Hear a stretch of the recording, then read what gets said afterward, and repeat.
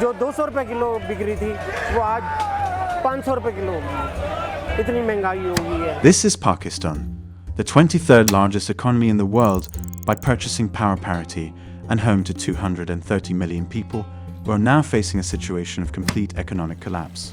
It's not the kind of economic collapse experienced by advanced economies, but instead the kind of economic collapse that could genuinely see the world's fifth largest population dealing with mass starvation and massive human suffering.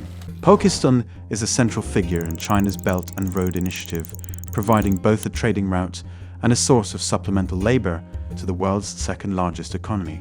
The country also has one of the world's largest foreign workforces, with as much as 10% of the country's GDP being sent in from their workers abroad back home to their families. So understanding the economics of the other side of this labor force can teach us a lot about how these issues will evolve in the future.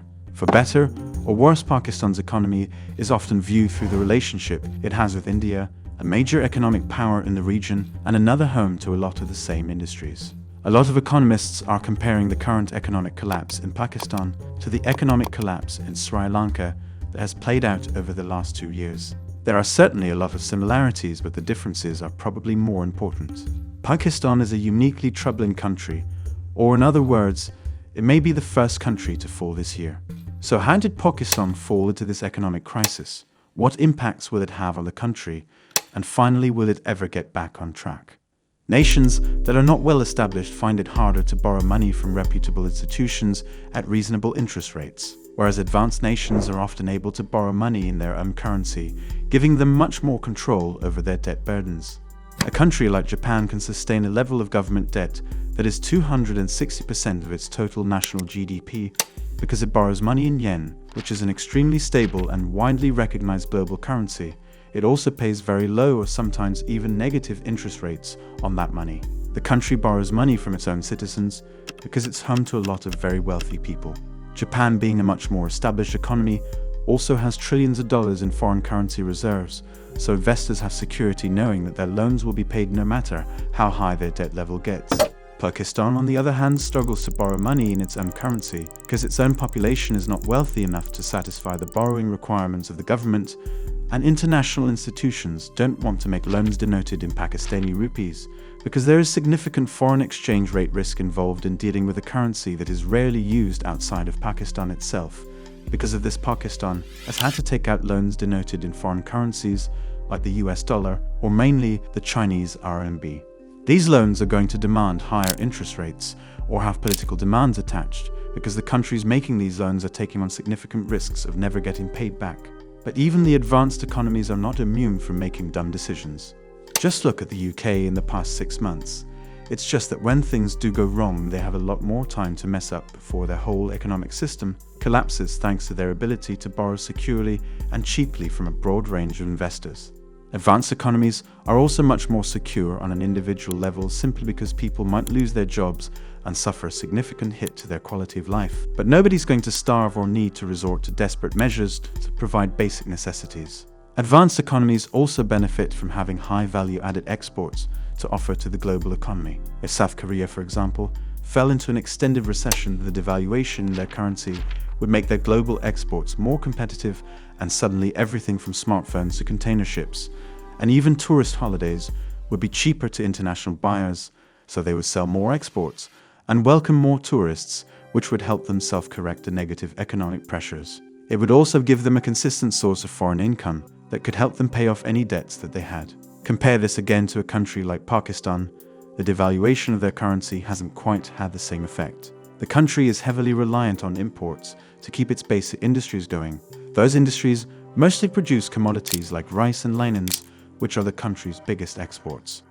Unlike specialized goods that can only be sourced from a limited selection of countries like smartphones from South Korea, rice and linens are items that compete in a global marketplace, and a struggling economy just can't produce these items as efficiently as industrial agricultural centers that have the benefit of stable supply and finance.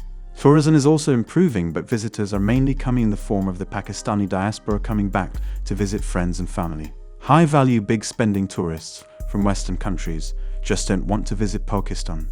Whether deserved or not, it has a reputation for being unsafe and lacking in the attractions that would draw adventurous tourists to other countries in the region, So that's just a basic list of reasons that Pakistan is vulnerable to. And it takes more than this to reach the crisis Pakistan is currently at. The current crisis really started with COVID, as the economy was cut off from a major source of its foreign currency revenue, and that was simply Pakistani workers abroad sending money back home as remittances. The workers would usually send the money as US dollars or some other globally recognized currency, and then their families would trade in those dollars for rupees to use locally for their everyday lives.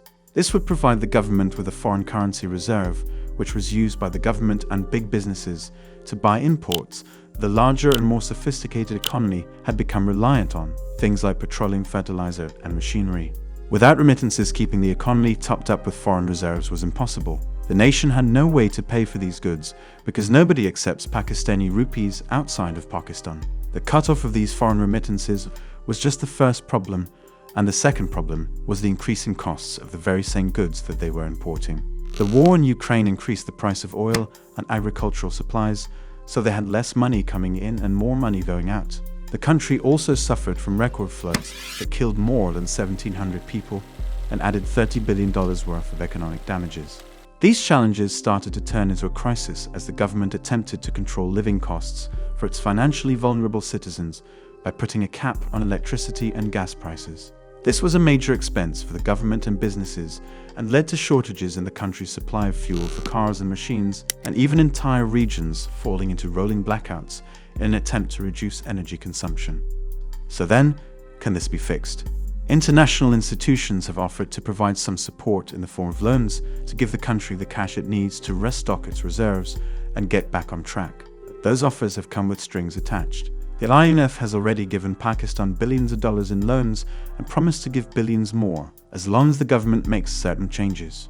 China has also come forward as a major lender to Pakistan, and it already has $30 billion in loans with the country, approximately 3 times out of the IMF. These loans were made as part of China's Belt and Road Initiative, and it's possible that China will extend assistance.